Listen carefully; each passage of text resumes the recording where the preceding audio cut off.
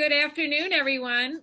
I'm Emily Young with the Nonprofit Institute at the University of San Diego, and so excited to be here today with my colleagues, Lynn Corbett from the Nonprofit Institute at the University of San Diego and Dana Alligood from the Bank of America.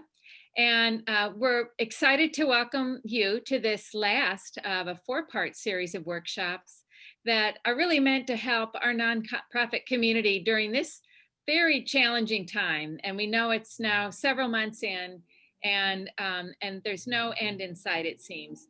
But there are tools that we can all use to get through this, and we're excited to present you with some of those today. And we're also excited to have had this opportunity to develop this partnership of thought leadership with the Bank of America in putting together and presenting this series. And we look forward as well to our partnership continuing. And with that, I'll hand over the virtual mic to Dana Alligood from Bank of America. Thank you, Emily. And welcome everyone. As Emily said, this is the third of the series, but the second of a two-part series that we've had with Lynn. So Lynn, you wowed us last time. It was absolutely fascinating and wonderful to hear what you had to share in terms of, individual adaptability, get that word straight. And today we're going to focus on the organizational or leading through and being adaptive in terms of the organization and the team. But as Emily said, our partnership with the University of San Diego Nonprofit Institute is a way that Bank of America can invest in leaders and associates and clients like many of you on the call today to help you develop and be stronger leaders. And so we're thrilled that Lynn is joining us again today. And as just a reminder, if you weren't on the call last time, I'll do a quick bio and intro for Lynn. Lynn is the Director of Governance and Community Programs for the Nonprofit Institute at the University of San Diego. As a senior executive with over 20 years of leadership experience, Lynn has developed innovative strategies to strengthen individuals and organizations within the business, nonprofit, and government sectors. Lynn is also a nonprofit consultant and a faculty member at the University of San Diego School of Leadership and Education Sciences, where he has taught graduate level courses on governance, leadership, and strategy. Lynn holds a Master's of Arts degree in Public Administration with an emphasis in nonprofit management from New York University and is pursuing his doctoral degree in leadership studies at the University of San Diego. So with that, Lynn, I'm going to turn it over to you, and thanks for coming back and sharing part two of the series. Good. Welcome, everyone. I'm going to use the chat. I'm going to try and keep this as engaging as possible. I'm assuming that many of you have been on Zoom all day long or all week long, so it's been such a challenge, but I enjoy spending this time with you, and I got a lot to kind of share in this hour, so hold on to your seats. And I see we'll use the chat to make sure that you have that opportunity to use that. Okay. And yeah, Lynn, I'll just tee up too that I'll be checking Q&A and chat, right? And I'll just interject, right? If I see something that somebody's raised a question, we'll make sure to read it out loud to you, and then we can go from there. Does that sound good? Yeah, and then you said it was good. We did a good time last time, so we have to lower the expectations. Oh. So it was about average last time, and we're gonna really try our best this time, right? So that if we go in, then people enjoy it. So I'll start off with a little joke because I know people are still logging on. So it's a little political, but not really. So my son, he wanted to stay up all night. Well, not all night. He wanted to stay up late so he can watch the results, election results, and he's 6. So he thinks he knows it all, and he's 6. So he says, Daddy, can I stay up? I said, no, you can't stay up. He says, I want to know who's going to win. I said, listen, it's probably not going to be right away, so we can talk in the morning. So he says, fine. Morning, he wakes up, he finds me, and he says, okay, so who won? And I said, I told you it's not decided yet. He says, oh, okay, I can wait till later. He said, but by the way, who's the president of our house? And I said, oh, that's a great question. And then I looked around, make sure my wife wasn't there, and I said, I am. Of course, right? Because, just because. So I don't have to explain that anymore. You all get it, all right? So I also said, don't tell your mom. So I'm gonna actually share my screen with you, and we're gonna kind of go in here. I got a lot of nice, interesting stuff, but being adaptable in this day and time is extremely important. If you're interested, we spoke about the adaptive leadership from the leadership perspective last time. So now we're going to actually tie it in a little bit more deeper and go into what it means to be an organization. All right. First quote. It is not the most, this is our good old friend, Charles Darwin, right? It says, it is not the most intellectual of the species that survives. It is not the strongest that survives, but the species that survives is one that is able to adapt to and to adjust best to the changing environment in which it finds itself, right? Charles Darwin kind of looks interesting, kind of looks smart, right? But you don't want to run into him on Halloween, right? So tell me all, which is the most important question, the important topic or noun in this place? So it is not the most intellectual. What are some most important words in this sentence to you? Go ahead and put it in the chat. Steve Ernst. Steve, very nice to see you again. We're on the Library Foundation board together. So tell me, what's the most important word? Adapt, right? Of course, because this is about adaptive leadership and the adaptive organization, right? Adjust shows that being flexible. Lisa Richard, very nice to see you. Adapt and adjust the changing environment, right? In order to be able to understand the changing environment, you have to be able to know your environment. Survive, right? That word survive is just a strong, powerful word. So I like that one a lot. And then survive is right, but the species that survives, right? Perfect. We're gonna keep going, keep them coming. I'm gonna go to the next slide here. So we're gonna talk about the adaptive organization. I'm gonna talk to you about what it means to manage change. And then we'll talk a little bit about some of my secret sauce that I have for you before we leave today. So this is, I'm going to start with this. This is how to start a movement. If you haven't seen it, just look it up. It's a TED Talk. This guy, Derek Sivers, is real cool about it. You all will like it. It's about 2 minutes and 46 seconds. I play it a lot of times at the beginning of meetings and stuff. He's a great guy.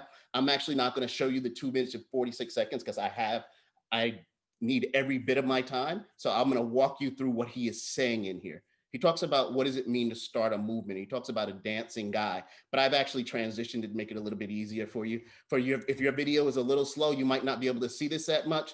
But what this is that this is the courage for someone to step out there, right? So the first person when you're talking about a music is that courageous dancer, right? That person who's a leader without any followers, right? They're just, you make sure people are always following you. So he talks about this instance where somebody goes out there and there stands out there and they're dancing. And then somebody else comes, the second person. And then all of a sudden you turn around and there's a whole bunch of people that are dancing together. But the movement started with that one courageous dancer, right? They have the guts to stand out, the guts to be ridiculed, right? So if you were this person dancing around there, some people might say, I'm not too sure about this lady, right? But this is the guts and the courageous. So that's the first thing. The second thing is the first follower. Right? The first follower is a form of leadership in itself, right? That person is that person who's able to go ahead and tell you that they are the person who has their own form of leadership. That leader must embrace the first follower as an equal. So that person's usually going to be that person who is going to tell you, they're going to be say, come on, come join us. Come be with us, enjoy ourselves, come in. So that second person is the first follower. And in the video, he says the first follower is that person who turns that lone nut into a leader, right? If you're by yourself dancing out there all crazy, but that first follower has the person who's going to join you, actually, that lone nut now is actually a leader because you're giving them some type of information there that allows them to kind of move. The next one, we have 4 groups here. The next one is the group follower, right? That person who, they're not going to be the first person to follow. They're not going to be the first person to put it out there. They're not going to be the first follower, but they're going to be the one as the group goes, they're going to come, right? A movement must be public. So they have to be able to say, I'm committing to this. New followers will join with other followers. Those who don't join now are part of the out crowd. So there is the movement. When people start coming and more come, if you don't come now, you're the one who is sitting on the side, right? That's the person who's going to be on the outside of this. And then the last person that we have here in our group here is the looky-loo, right? That's that person who stays on the outskirts. They're often at times going to be a little bit skittish, but they must really be compelled, and they may never follow, right? They must really be compelled to come out here, but they may not. So we talk about these 4 things. Sometimes you can motivate them, sometimes you can kind of get them there, but it sometimes takes a lot of effort. So what I did was, and what we're going to do now, Cynthia, is put my poll up here. Thank you, please. We're going to say, what do you think your organization is? If you had to identify what you felt your organization was, would you put them in a number 1 spot, that person who's always going to be the first to jump out there? Would you put them in the number 2 spot? They're not the first, but they're the ones that are going to be second in there, and they're going to bring everybody else along with them. Do you think your organization is the third? Those people that are, it's the group people. We're out there. We're still a little cautious. As you can see, this guy, he still has his suit on, right? Trying to make sure. And then the last person is that looky-loo. We're going to wait. Now, again, sometimes you can control this. Sometimes you can't. Sometimes you're not the ED. Sometimes you're not in a role. Sometimes you're a board member. Sometimes you have multiple people. And so a lot of people are saying that they're here. They feel like their organization is the one that's put out there. Is that they're the courageous dancer. Sometimes they feel like they're dancing alone, where some people say we're the first follower. We're going to go out there, but if people aren't all there, or if we're not sure yet, but we can get people there.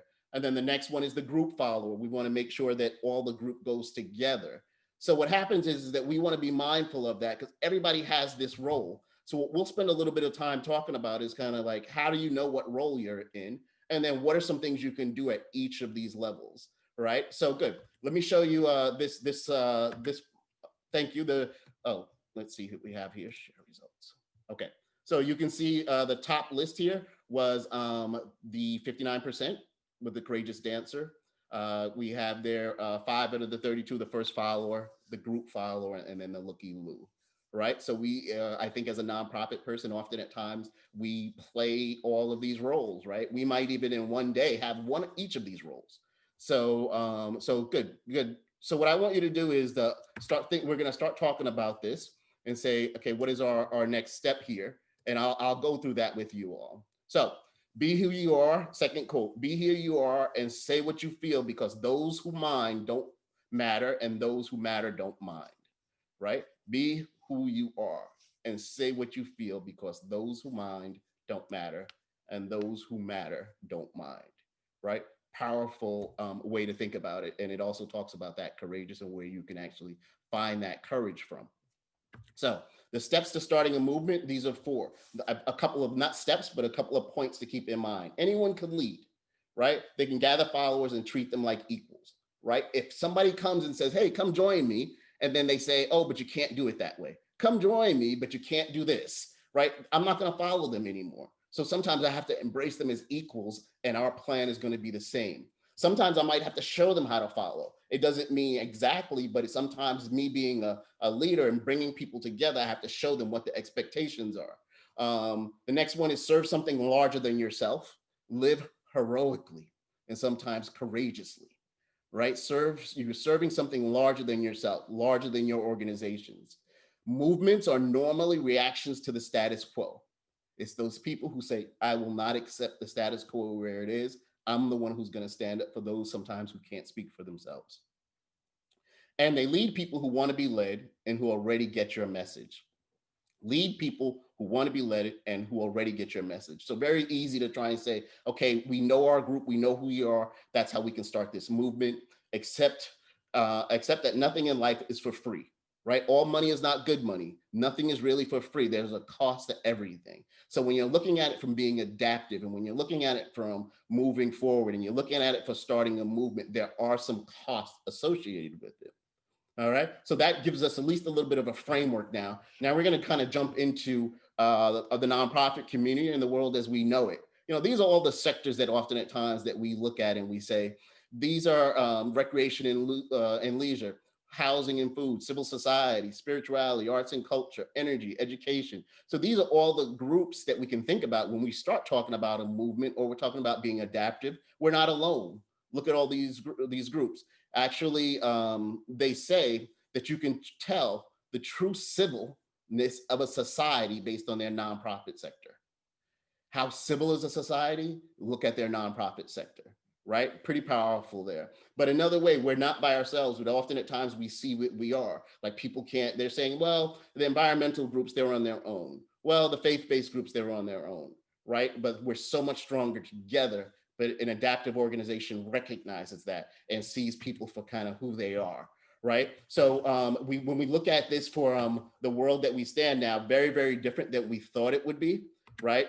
So we looked at last week Thursday, we actually had our state of nonprofits and philanthropy in San Diego. We release our data every year that talks about where we are, where our trust levels. I'll show you a little bit of this, but you can access it very easily off our website, and I'll try and make sure I include it with information that we send out, right? We were talking about stories of strength, resilience, and innovation.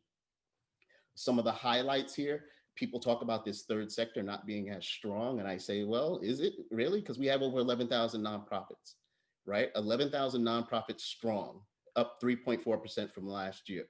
Also that we have from program fees alone, we're talking about a revenue of 21 billion.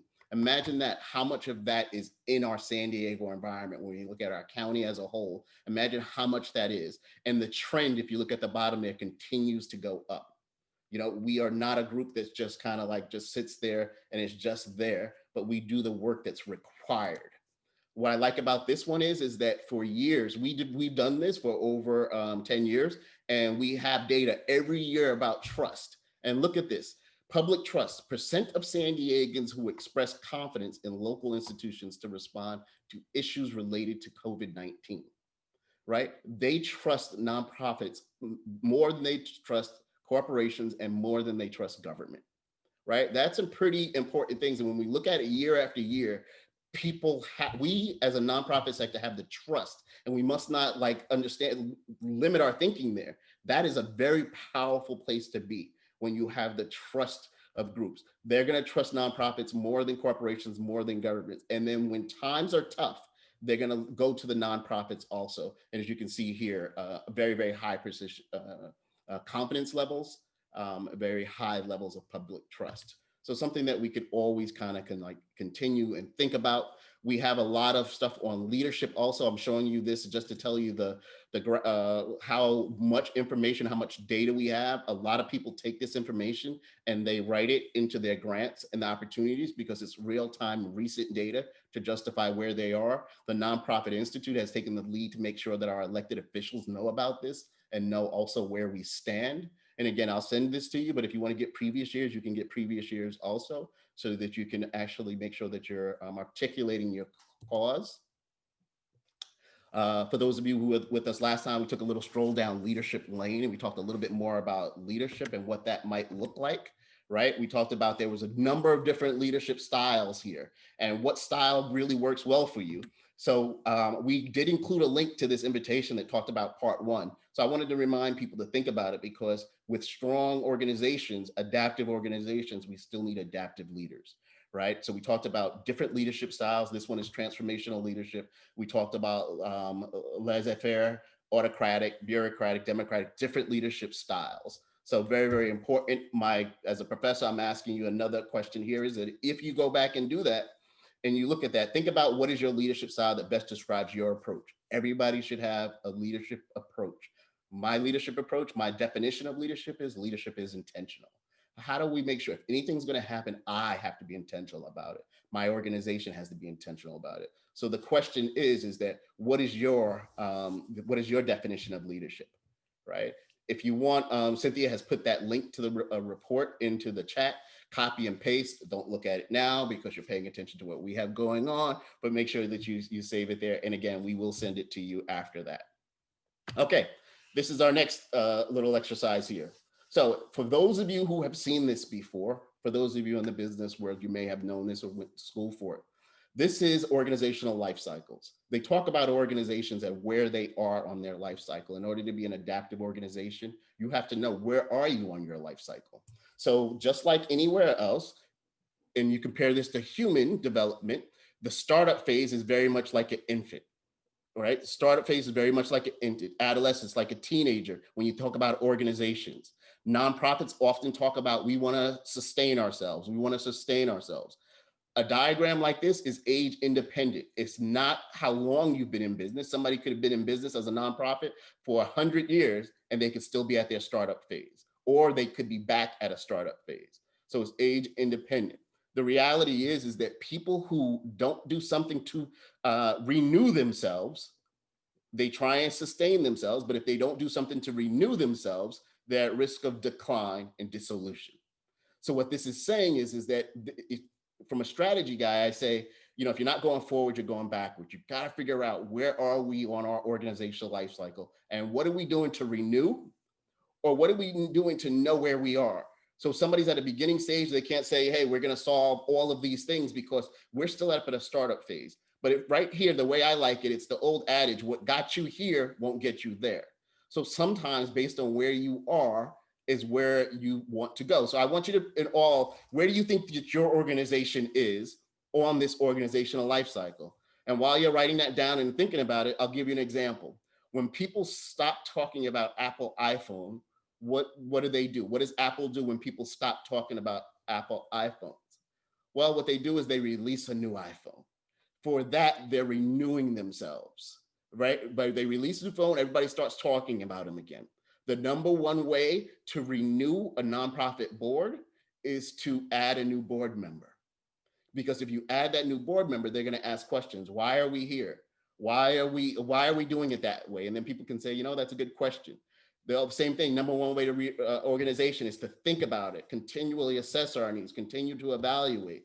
Wave Academy, Elizabeth, right, renew. So where are you all in this stage here? Where are you in that? And think about it. What are your needs based on where you are, right? Think about it as an infant. So an infant is here at the startup phase. Nobody talks to an infant the same way they talk to their adolescent, right? Nobody tells an infant to go to their room. Nobody tells an infant to go feed yourself, right? It's more about everybody where they are on this diagram helps you understand what our needs are. And at a startup phase, my needs might be extremely different than if I was in an adolescent phase, extremely different if I was at a mature phase, right? What I'm going to do now is I'm going to deem you all nonprofit consultants. You work for the Nonprofit Institute right now. And what I want you to do is to think about this, and I want you to write it in the chat for me. But what is this diagram telling you? All of the blue dots are the nonprofit board. All of the green dots are the nonprofit organization. I asked a full board, to take a blue dot and a green dot. And I said, go ahead and tell me, where do you think your team is on the blue dot? And tell me, where do you think your organization is on the green dot? So I told everybody, take the blue dot, tell me where you think your group is, and then tell me where you think your organization is. So what is this telling you? If you can go ahead and type it, feel free to go ahead and write it. But what do you think this is telling you? You're all consultants. People are calling you to the stage and they're saying, well, what is this? What is this telling us about this organization? What do you think it's telling you about the organization?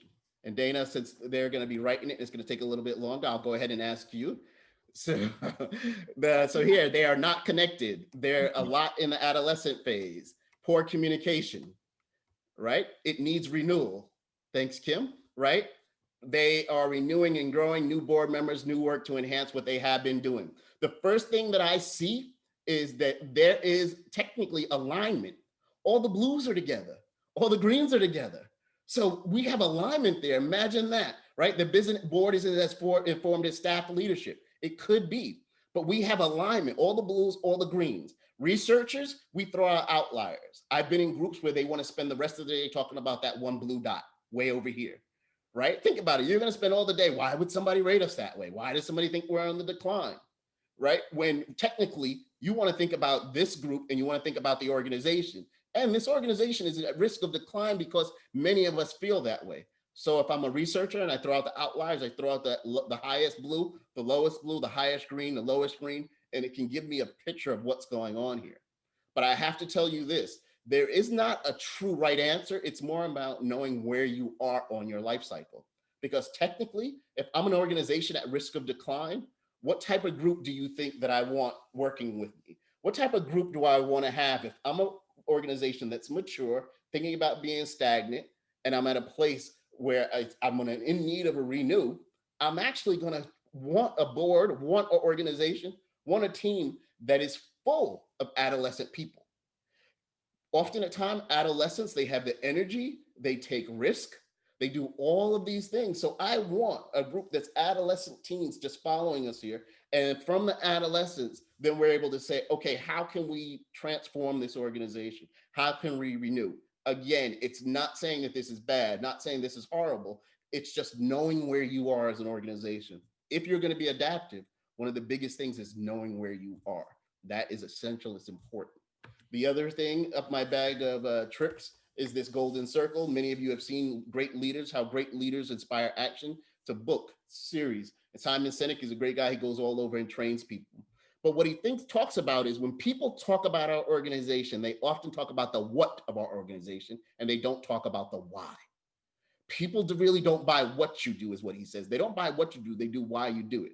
I'm going to tell you my same old one that I use a lot to help people understand it. If I was with Oprah and Oprah was on an elevator and with me, and she says, tell me, what do you do? I say, hey, I do stem cell for our kids. We do an after school program. Our parents love us because all the kids are safe. And then she's going to turn to me and says, hey, that's a really good job, because I'm telling her what I do. If she asked me again and we just saw each other again for the first time and she says, what do you do? I say, I believe that communities can be transformed through our youth, our children, and our families. And the way we do that is through stem cells. The way we do that is through this organization, and this is how we do it. Then she can say, how can I support you, right? Thinking about it is not about what it is, right? It's why that you're doing it. From a fundraising perspective, from a grant making perspective, it's really not about what you do, it's why you're doing it. So when people are talking about your organization, when people ask you board members information, I want you to tell them always to start with the why.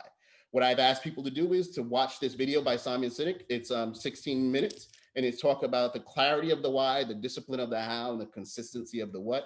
And then we'll start our meetings off with that. We'll start our board meeting off with that. We'll start our staff meeting, but really talking about that. How about, say, STEAM cells? Thank you, Kat. We could say STEM and STEAM, right?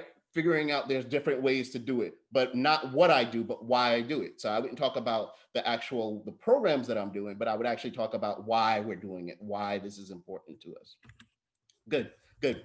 So we often talk about this Leadership on the Line is another resource for you. I have a bunch of resources at the end for you to kind of like walk through, and we'll talk to you about what some of this means, right? So adaptive leadership here it's about adaptive change stimulates resistance. It changes people's abilities, beliefs, habits, and values. It asks them to take a loss, experience uncertainty, and even express disloyalty to people and cultures, right? Loss, disloyalty, and feeling incompetent. No wonder people resist. People do not like change, right? That you can change their cell phone plan. You can change all of this other stuff in their world. You can change their gas prices, but don't change certain things about their organization. Don't change things certain about who they are, who they believe they are. So it's very, very careful. So when we talk about the adaptive organizations or leaders who anticipate and employ a broad-based style of command, right? They take risk, they make decisions, and they learn from their events, right? People often talk about, there's these two challenges that we often talk about, and it's this adaptive challenge and a technical challenge. From an individual perspective, it's a little bit easier, but from an organizational perspective, I have to say myself, the technical challenge is what we always try and do. People are like, let's get this done quick. Let's get it out the way. Let's move along with it. So why is that happening? We don't care. Let's just fix it. That's so much easier. But the point here is you have to have, how do I have these adaptive conversations, right? What do I think about and what does that mean? So a technical solutions. This is not happening. Let me throw a quick fix at it. But spend the time talking about what an adaptive challenge is, right? It's not easy to identify. It sometimes causes people to be a little bit frustrated about what adaptive is and what not adaptive is not, right? So I'll give you this example of that. Right here is a pretty ugly picture here. I'm gonna describe it to you. This is also by Heifetz and Linsky. They talk about, think about this as a meeting. If this was a meeting, that gray area is where you want the meeting to be. The meeting is going to be so much more successful if we're all on the same page and it's in that gray spot. The question is, how do we get people in that gray spot? Sometimes we actually have to sometimes people feel uncomfortable and accept being uncomfortable in order to be in that gray spot, right? So I'll tell you this, I was in a meeting with someone and they were asking, hey, why are we going to do it this way? And for some reason, what I did was I started asking them hard questions. And when I started asking them hard questions, they actually started going up into this gray zone. The questions that I was asking causing them to get into that gray room. So that's where the magic is, right? Threshold of change, it's not too easy. We're not trying to make everybody happy, but we're also not pushing too hard. So what I do is we're going to get people in this area. So asking the hard questions. And I started to think about that. I said to myself, if I go to a meeting and I know somebody's going to ask me hard questions, what do? I actually prepare more. If I know they're going to ask me questions, I prepare more. So by preparing, that person is getting me into that gray zone, right? So how do we get people into that gray zone? Sometimes by asking hard questions, sometimes by pushing people a little bit into that zone, asking questions that people often at times feel a little bit uncomfortable about answering. But the point here is that if you continue to push, you'll be up here at this red spot. You push too hard and people sit back, they cross their arms and they lean back. You push too hard. So we also have to know, when can we push and when can we not push, and where do we want to be? We want to be in a place that our environment is strong and it's moving us in a different direction, right? So this right here, for many of you who might know what this is a leaf cutter ant. Believe it or not, when people talk about what is the strongest thing in the world, people often go immediately to the elephant. This is the strongest thing in the world, this big old thing. The reality is that this leaf cutter ant is always going to be on your top 5 when anybody tells you about the strongest thing in the world. The 50 times their body weight they're able to lift. This leaf that they're lifting is an equivalent of a human lifting a car. Now, think about it this way. This is a human lifting a car with their friend in it. Right? So this is very strong. So why is it able to do it? Because it doesn't know it's not strong. Nobody told it it's not strong, right? It's strong because it is. It's strong because it can, right? No limits. And here it is lifting not only this big old leaf, but it's also a car also. So the question is to ask yourself, who are you? Understanding what your capacity is, right? Core values being one of the most important things. Many people say, well, my organization doesn't have core values. I guarantee if I stood outside your organization and asked people coming in, what are those groups' core values, they would tell us. We live our core values. So we should identify them, we should embrace them, we should use them as decision-making tools. Sometimes relationships fall apart because our core values were just different. Sometimes they get stronger because our core values are aligned, right? So thinking about that. Also, what are our strengths? They often say that anything that you're trying to accomplish, it should be aligning with your strengths. Why should you go into another field that you're not as strong at? Why should you go somewhere else and recreate the wheel? Why not lean onto our strengths, onto our competitive advantage? What makes us who we are? Lean on that. Of course, identifying areas of growth and knowing your people and environment. People who are often very successful at that, they talk about identifying what their assets are, looking at their assets first, and not looking at everything else like, okay, what are we going to do? Let's look at our assets first. I was with a group of students and I asked them, okay, we're going to throw a party. If we're going to throw a party, what is it that we need? They say we're going to need DJ, we're going to need, we're going to need food, we're going to need a menu, we're going to need a space, we're going to need all of this stuff. They were already getting to the actions and not thinking about the assets. The first question is, does anybody throw parties? Does anybody know about a party? What are all of our assets? Somebody starts saying, my friend is a DJ, this, that. So always force your teams to think about your assets first rather than thinking about your actions. And if they think about 3 assets, tell them that's not enough, right? It just means you're under asseted, and that's not a word, right? So we're going to figure out, how do you make sure that your assets are being asked and you're using all of those assets and identifying before you move forward. So what are your assets? What are our resources?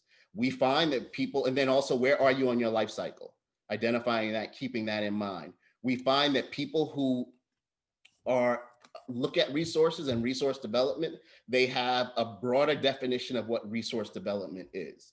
I know we have some fundraisers, I saw your names there, a broader definition of what resource development is. It's not solely money alone. I have to tell you that the millions of dollars that I've raised, it's rare that I'm writing an application for something. It's rare that I'm writing a grant. It's usually the social aspects of who I know, the social aspects of the rooms I'm in. I know that when I go to an event, I'm thinking about all the people who are going to be at that event that I could actually connect with to benefit my organization. I'm doing my homework before I go in. I'm actually even telling myself I'm going to meet 5 people before I leave here, right? I am not going there for the rubber chicken. If you are going there for the rubber chicken, you need a friend. all right? Maybe a dog, a pet, or a parrot, right? But looking at a resource development more broadly defined, right? Socially, marketing, analysis. What is our data telling us? Are we looking at our data? Do we understand our data? Are we using it? And do we have the credibility of our data? Is it just that we're saying, oh, about 50%? What's the credibility of our data? And then our services and then our advocacy. Nonprofits can advocate, right? There's a fine line, but they can advocate.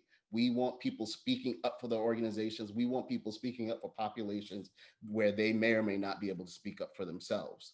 And that's essentially important in almost everything that we do. The other thing is innovation. Some of these are things that I want you to look back at. Some of them are things that we're going to talk about a little bit. But when we talk about change and initiating change, we're going to talk about what that really means. So what I'm going to introduce you to is a change model that I think is going to be very, very important to organizations. I have been around the country doing this work for a number of years. I'm born and raised New Yorker. I've been in DC, New Orleans, Sacramento, here, and then a couple of other places. But one thing that I've learned is that when my change efforts fail, I can usually identify it down to one or two things. And this model that I follow is called the John Kotter model. So the adaptive organization has a mindset we talked about, being inquisitive, and then naming the elephant in the room, making sure that we understand what it is, where the strength is, and then organizations that really tie into innovation. I'll pause there for a second to see if anybody has any questions before I jump into my change model. Dana, you think of anything? Yeah. Hey, Lynn, one question. Back to the page where you have the graph in the gray zone, right? And you Yep. were talking about push, push hard. If you push too hard, you might get the folded arms and the pushed away from the table. I guess the question is, how do you redirect that energy if you have pushed too far? How do you get them back at the table? Because if you just stop and don't push too hard, then they can just stay in their folded arms, right? So any guidance on how to kind of make Good some. question. Good question. I think if you push too hard, you have to ask yourself, what do I need to do? What I need to say, Mhm. right? Sometimes I say, I think I pushed too hard. Right. Right. Right. The other Is thing I that- say yeah, is that, what? When I said that, I saw the look on your face. How could I have said that differently? right. And that's one-on-one. That's 1-on-10, right? Yeah. It's me knowing that there's something there and I realize it, because if you don't address it now, it just festers. Yeah. Right. So that's one way, is just this whole honesty. The second way is that lighten the mood a little bit. Sometimes you have to take a break, a number of different ways. Sometimes my groups know that that's who I am, so they understand it. So sometimes we educate people that it's okay to push us into the zone because we as a team are better when we're in that zone. Got it. Great. So I think also sometimes people ask me because they know I'm going to ask the hard questions, Yeah. right? So to Right. get it out there and to deal with it. Very good question. Yeah. Okay, that's all we have right now. Good. All right. Any other questions? Make sure you guys are jumping in down. I don't see no questions as a bad thing. I see it as that I'm making your head hurt and you're thinking so hard. And then I say, hey, mission accomplished. Okay. So let me talk to you about John Kotter. John Kotter has this model that he calls the 8-step change process. I have to tell you, John Kotter, I love the model here. I love the way that people view the model. And I can tell you every time when I look at it, it's one of these steps that I did not do that caused me to fail at what I was trying to accomplish, right? I'll walk you through this and I'll explain each of them for you. So the first one here is establishing a sense of urgency. People will not change if there's nothing urgent to change about. Right? What happens if we don't do it? Well, nothing happens. Then we're not going to do it. Right? So you have to figure out, how is it that I'm going to help people understand the importance of this sense of urgency. I know some Fortune 500 companies that make this up. What they say is that, oh my goodness, we've lost 10%. Right? And believe it or not, they spent 10% on pencils. Right? So it doesn't really matter. They're just making it up because they want to establish a sense of urgency. We all know now we have a number of different ways to help people understand our sense of urgency. So this is important, but it's there for us. You're creating the climate for change. The second one is building a guiding team. Your change efforts, you can do it by yourself, but if you can build a guiding team, people who are going to be the worker bees, people who are going to be in the room, people who are going to ask the hard questions, and sometimes I even add naysayers to that group. I want people to ask me the hard questions before somebody else does. All right, we shan't get to the end and then somebody from the community says, well, did you think about this? I want that team to be there. So sometimes it's at all levels. I know people who believe that the leadership team is everything and that's it. I believe there's times when we have to have other people in the room to inform us. There's no way that we can know everything, right? The next one here is establishing a vision. This is interesting. People often at times say they know where we're going. They know where our organization is going. They know where our department is going. But when I ask around, they actually don't know. And then when I ask the people, when was the last time you talked about your vision? They said, we talk about it all the time. I said, when was the last time? They'll say roughly like 2 years. Well, 50% of your staff is brand new. That means that they don't know where you are going as an organization. They don't know where you're going as a group. How can you adapt and how can you have a team that's ready to adapt and ready to support you for the biggest challenges that you may have if they don't have a vision and they don't know where they're going? They will say that people who know where they're going, they'll follow you anywhere, right? But they have to know where you're going, and establishing that is going to be a key aspect to it. So those 3 steps there are creating the climate for change. All right. So anybody has any questions, make sure you pop them in, and we'll keep going. So the next one here is communicating for buy-in. Often at times, I will go to a place. Let's say I will go to a place on the East Coast, and I'm working with a group. I come and we do this powerful hour, 2 hours discussion about something that they're going to try. I'm facilitating it, and I said that looks great. We come up with action items. This is great. Come back 30 days later, I say, hey, this was incredible. I mean, I was thinking about this plan the whole time. Tell me about it. And they say, what are you talking about? I said, no, remember we were talking about that great plan that you all had? They're like, I kind of remember. If you don't have something, if you're not communicating what's going on, people will not move that in the right direction. It's important for us to figure out what is it that we want to do? What are the steps? How are we going to do it? How are we going to communicate it? People often at times say, oh, I communicated it in an email, or people know about it because that's what we do. They know about it because it's written on the wall. How are we communicating, particularly when we're talking about a change effort? How are we communicating in a way that we can actually go in for buy-in and so people are able to see as we move things in a different direction? The next one is empowering broad-based action, enabling authorization, right? Empowering broad-based action, allowing people to be who they are. People often at times say, this is the distance that we're going to. I was talking to military, and military actually, some of the people were saying that it's really not about everything that you have to do. It's really about where we're going and how we're going to get there.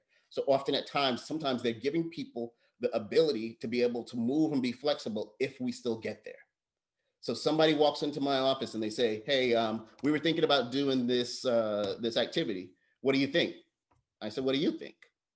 Right? A man or a woman should be known by it's Voltaire. A man or a woman should be known by their questions, not by their answers. So my question is, what do you think? They were like, well, I don't know. Okay, go back and think about it. When you come back, let's talk about it. Right? Helping people to understand. If you can help them understand, they're going to actually be able to take that power and do things on their own without always coming for question, coming for answers, and also coming for assistance. So how do I allow that to happen? There are some organizations around town, and there's some organizations around the country that are talking about how we're doing everything that we can to make our environment more diverse. Everything that we can. I said, that's great. So tell me some of the things that you're doing. Well, we wrote a statement. That's a good start. What else are you doing? I know some teams that said that, you know what, we're going to make sure that we're hiring and we're making sure that we are moving forward with our hires to make it a little bit more of a diverse environment. I want our staff to be diverse. So we said, oh, okay, good. So how's that working out for you? Well, we don't have anybody who left yet, so we can't put anybody on. Right? So trying to figure out what are some of the steps that we're really going to do? What are we going to empower? Just to go back to the diversity thing for a second, they say that you know how much work you're putting into diversity when you can figure out how much money you're spending on it.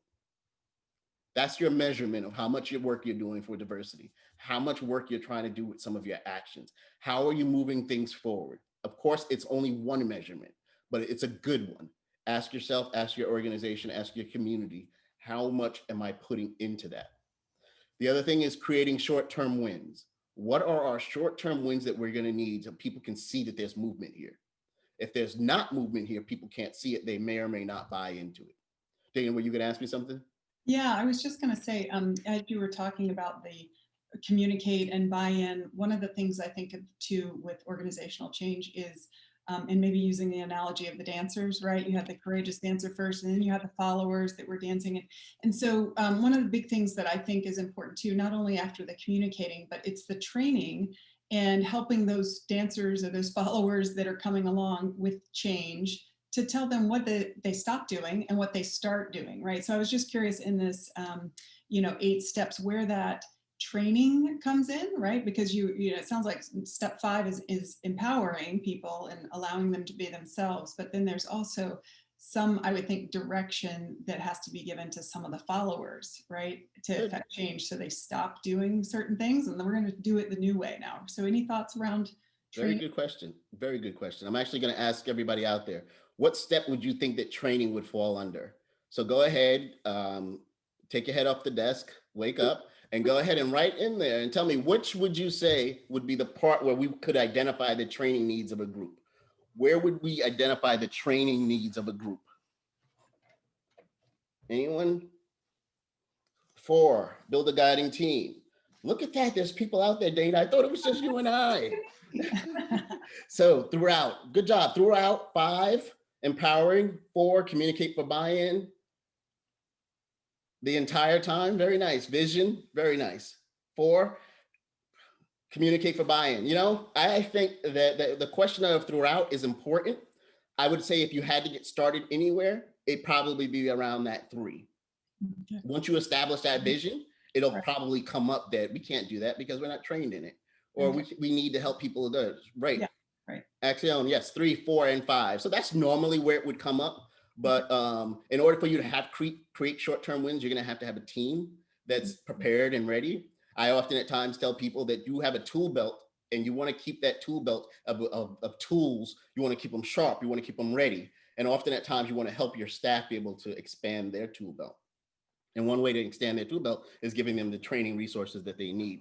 I often at times when I have a problem or challenge with an employee, I will ask myself, is it a motivation issue or is it a training issue? So I ask myself those 2 questions. Is it a motivation issue or is it a training issue? So if it's a motivation issue, I have to figure out how to motivate them, right? Nothing motivates somebody like a written warning. Right. So, but figuring out what do I have to do to motivate them, right? What is it that this person needs, right? Help them understand. Maybe there's things that they need, maybe their environment, a number of different things. But the other thing is that how do I motivate them? By training. Maybe they just don't know. And if they don't know, what can I do to get them there? So good. Figuring out that. So training needs, is it a training issue or is it a motivation issue? Okay, I'm going to walk through this and then we're going to spend some time for some questions if you have them. And if not, I'll continue to bounce around. And for those of you who are, just so you know, in my notes here, I end up breaking it down for you. I have to ask some questions for you. So for building a guiding team, who would you choose to be part of the coalition to champion the change, right? So there's some questions in here to help you through it so you're not alone. But keep in mind that there are some spots in here that are nuggets. You can take one out and say, why do I need to do 8? Why can't I just do 6, right? But they're important because they build upon each other also. So short-term wins, somebody, if I'm raising some money, often at times, I will, some people will come to me with money right away and I might say, can we announce this next month, not this month? Because if everybody knows that we have this much now, maybe they're not as motivated, right? So let's create a short-term win now, but next month I'm gonna use that as energy to help people get back into it, to keep it on people's minds. So figuring out what are creating some short-term wins. We often stop at saying, this is what we're gonna do, let's go do it. But if we can think about wins along the way to keep people motivated, to keep people energized, that would be a good way to kind of like look at that. So creating short-term wins and make it stick. What am I going to do to follow up? What does success look like? I'm an executive coach. I talk to people all the time. I start off my meetings with, you knew that we were going to talk today. What is it that you'd like to talk about? Well, Lynn, we would like to talk about 1, 2, and 3. Perfect. What does success look like at the end of this call? Oh, I would have said that we covered 1. I got some examples for 2. So make it stick. Don't ease up. What does success look like? What is it going to look and feel like when you get there? What is your organization going to look and feel like when you get there? And then the next one is anchor change in the culture, right? So I teach strategy. I think it's straight. Strategy is incredible. But Warren Bennett says that culture eats strategy for lunch every day of the week. So you can have the best strategy. If you're not checking in with your culture, you're already behind the game. Think about it this way. Anybody for an adaptive organization is an organization thinking about right now, how are we going to get better on the outside of this? Are we going to continue to hang on, hoping that things go back to normal? Our environment, our world has never gone back to normal when something like this hits it. If you look throughout the history of the United States, when something of this magnitude is impacting our communities, it never goes back to being the same. So why are we thinking about being the same? We should be thinking about how we're going to emerge stronger from it. I applaud those people who are doing strategic planning right now. They're saying, hey, can we do strategic planning so we can figure out what this is going to look like? How can we move forward? Right? Those are the groups of people that we want to make sure that we're continuing to talk to. How do we anchor our change in the culture, and how do we kind of reinforce that? Who are going to be our leaders? I often at times like when teams across the agency are working on items. So I know that at least every group is being represented and everybody is being talked to in a way. It's a wonderful opportunity to make some systemic change, right? Glass half full. Definitely right now, a good opportunity to make change. Somebody told me this is a good opportunity to throw out that program that the founder made that we don't want to do anymore, right? It's like, oh, let's change that program. We need to change, right? A lot of people are looking at things in a unique way and asking ourselves, how are we reinventing ourselves? How are we serving our population? Are we serving our population? This is not saying forget about your population. This is saying, what do we need to do in order to better serve our population? Thank you, Gay. And any other questions that you have so far? So good. Cotter's 8-Step of Change. There's a book called The Heart of Change. I love the book. I used to give it away to a few people. I mean, I want to say I might have given about 20 away in the last like 10 years. It's important because it's so basic. It's a quick read. I read it in a day. So it's a quick read and it's important for you all. Dane, I want to take some questions, but before I do that, I'm going to give one more thing here. So what does this describe to you? And for those of you who already know me and have seen this, don't answer. What does this describe to you all? I can't hear you, so I'm going to have you write that. A normal day. That sounds good, right? Saturday morning, some people say. What does this feel like to you? Every morning. Very nice, Veronica. A process of organization. Very nice. Very nice. Who else? Clean up, grow up, getting from A to B. These are all good. So this was an organization in America that was based, and they were actually going overseas to Arab-speaking nations. And they said, we have done a great job at doing our washing machines in the United States. So we're going to take this and our ads that look like this to Arab-speaking nations, and we're going to introduce this to them. Does anybody see a problem with this? That's a good idea. Let's take our ads and let's put it there. Anybody see a problem with this? Does the machine fold as well? Right? Get me one of those. Right? That's a question. That's a good question. What else? Anybody see a problem with this?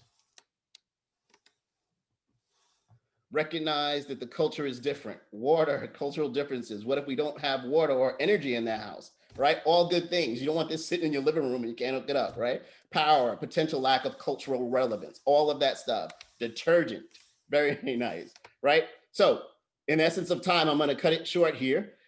This is an ad in the, they went to the Arab speaking nations, and believe it or not, they do not read the same way we read. They do not read right to left. They read left to right. So they say, let me get this right. You want me to take my clean clothes, put them into your machine and get this? I don't think so, right? So cultural relevance is important. People understanding that maybe people aren't like that. Maybe it's not bringing people and making them like us. Maybe it's us opening ourselves up, figuring out what do we need to learn? How do we need to learn it?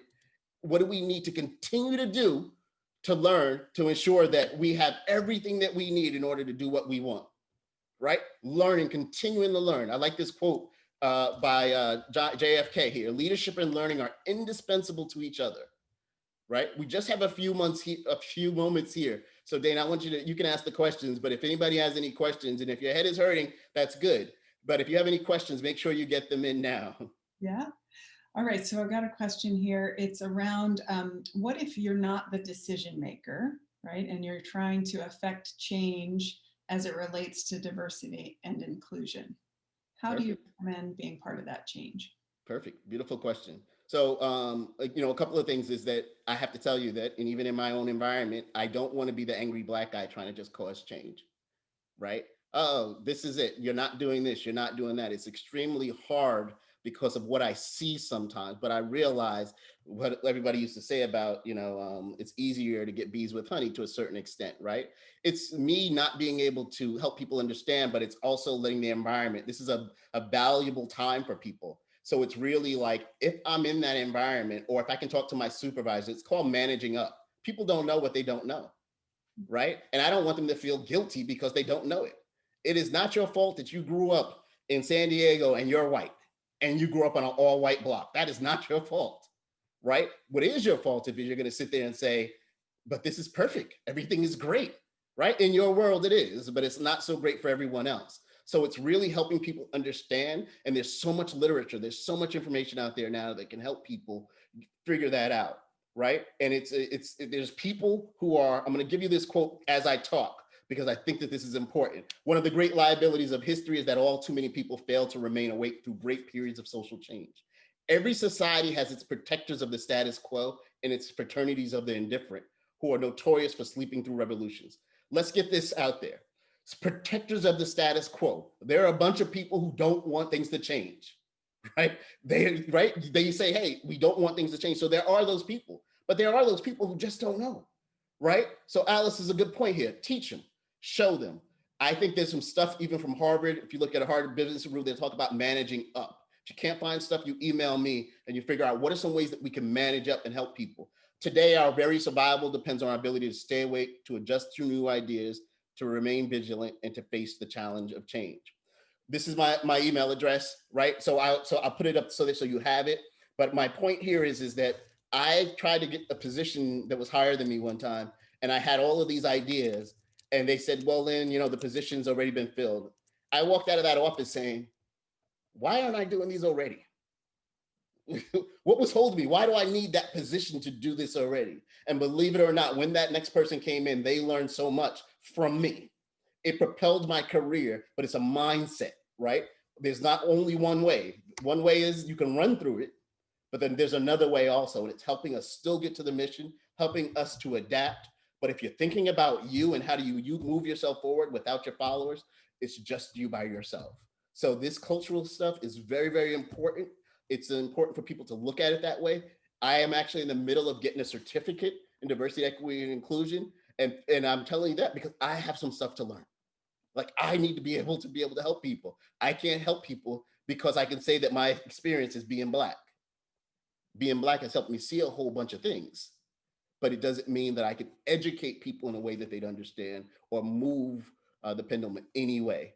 We are at 3:00 right now. I want to invite you all to stay another 2 hours with me, but it's probably not going to be able to happen. So Dana, do you have anything you want to ask us? That's what we have in terms of questions, but what I'll do, I love to do a quick recap from my notes and what I learned from you today.